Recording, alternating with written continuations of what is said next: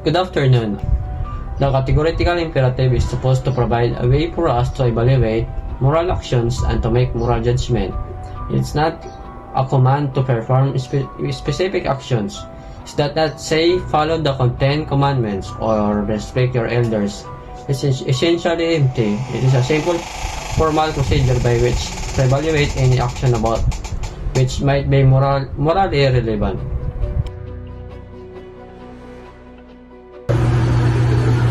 A police officer is citing a key witness in a criminal case involving a powerful crime syndicate. One day, a gang member visits the police station and asks directly if the witness is being protected there. The officer knows that telling the truth may lead to the witness murder. Should the officer is lie to protect the witness? A police officer faced a dilemma. Tell the truth or protect a witness. A gang member asks if the witness is at the station.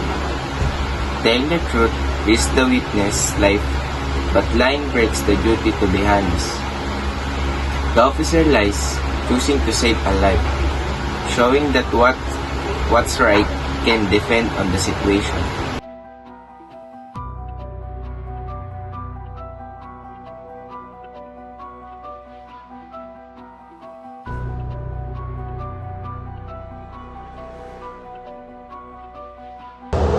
Universal rule.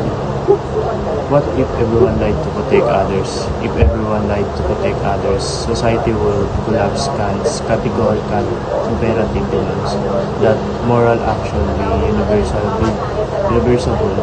that is, they could be adopted as universal law without contradiction. The maxim lie to protect others failed this test. If everyone lied wherever they felt it necessary to protect someone, the concept of truth would become meaningless, trust would evaporate, and society would be unable to function. Therefore, even with good intention, lying is a moral wrong according to Kantian ethics.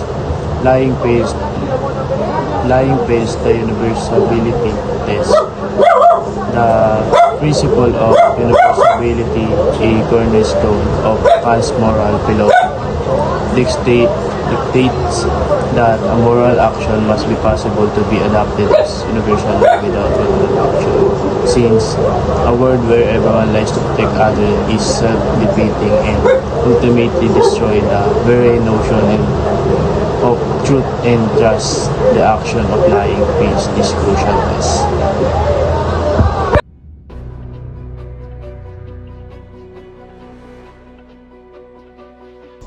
Autonomy. Moral and legislative. Question. Are moral agents acting freely and rationally according to moral law? My answer is yes.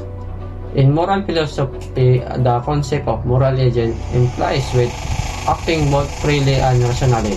According to moral law, a moral agent is understood to be someone who capacity to discern right from wrong and to hold accountable for their actions.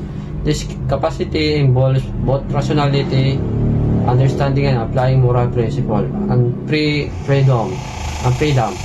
The ability to choose one's action, including choose to act morally.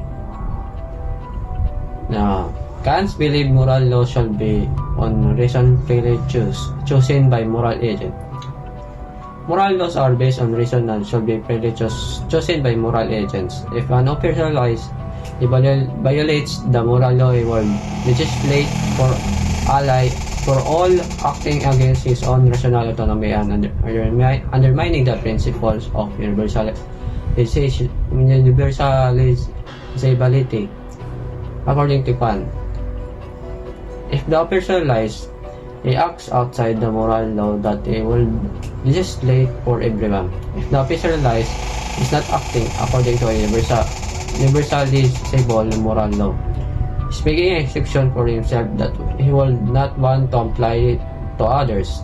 This violates the principles of autonomy and this undermines the idea of everyone being able to freely and act accordance with rational moral and principle. That's all.